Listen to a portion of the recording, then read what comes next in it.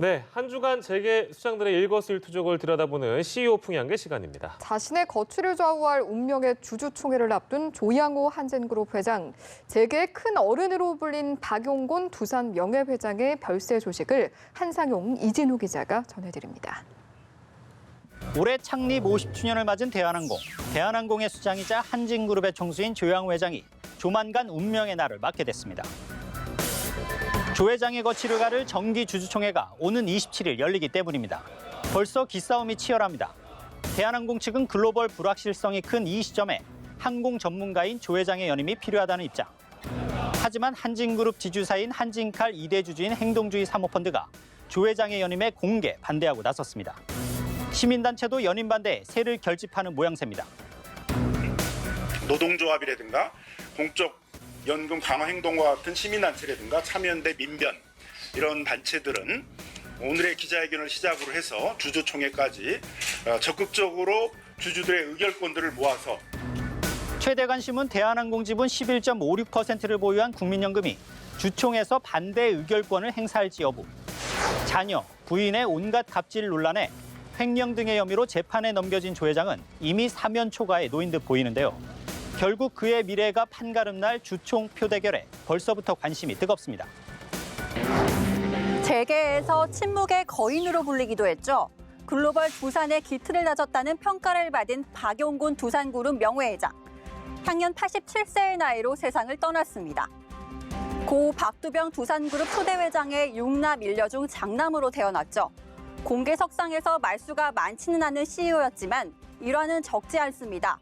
한국전쟁이 한창이던 1951년 해군에 자원 입대해 노블리스 오블리제를 몸소 실천했고 한국 프로야구 출범 때 가장 먼저 야구단 오비베어스를 창단한 야구 광이기도 했습니다. 총수 일가로서 특권을 쫓지만도 않았습니다.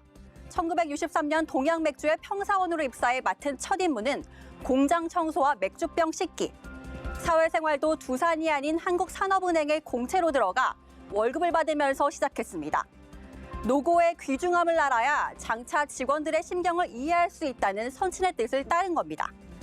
특권과 특별함으로 인식되는 요즘의 총수 일과는 사뭇 달랐던 행보로 비춰질 수 있겠는데요.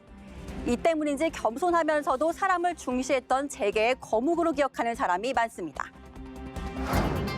중소기업계의 대통령, 줄여서 중통령으로 불리는 직책이죠. 바로 중소기업 중앙회장을 일컫는 말인데요. 김기문 JST나 회장이 제26대 중기중앙회장에 당선됐습니다. 2007년부터 8년간 중기중앙회장을 연임한 데 이어 4년 만에 세 번째 임기를 맡게 됐습니다. 명예직이긴 하지만 대통령의 해외 순방에 동행하고 각종 행사에서도 남다른 대접을 받습니다.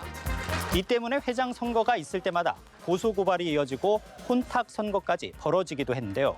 이를 염두에 둔 김 회장의 당선 소감을 직접 한번 들어보시죠.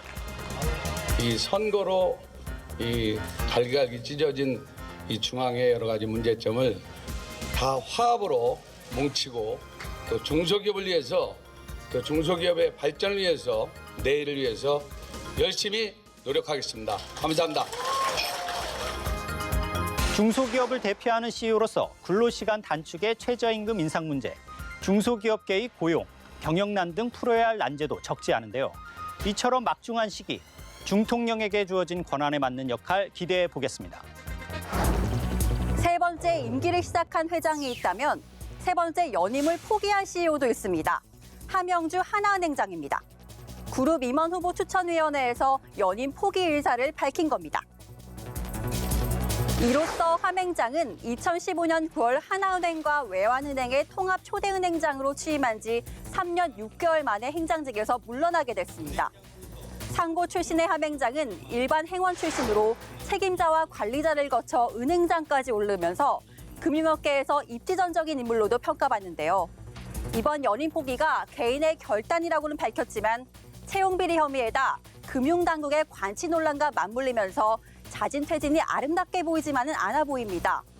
함행장은 지난해 6월 업무 방해 등의 혐의로 재판에 넘겨졌는데 본인은 부당한 영향력 행사는 없었다면서 혐의를 부인한 상태입니다. 따뜻한 봄을 맞아야 할 시기지만 이번 주는 미세먼지로 마음조차 답답한 날들이 이어졌습니다. 언제쯤 파란 하늘을 볼 수 있을까 걱정하시는 분들 많으실 텐데요. 다음 세대를 위해서라도 미세먼지 문제를 해결할 수 있는 궁극적인 방안이 하루빨리 나오길 기대해 봅니다. 이번 주 CEO 풍량계는 여기까지입니다.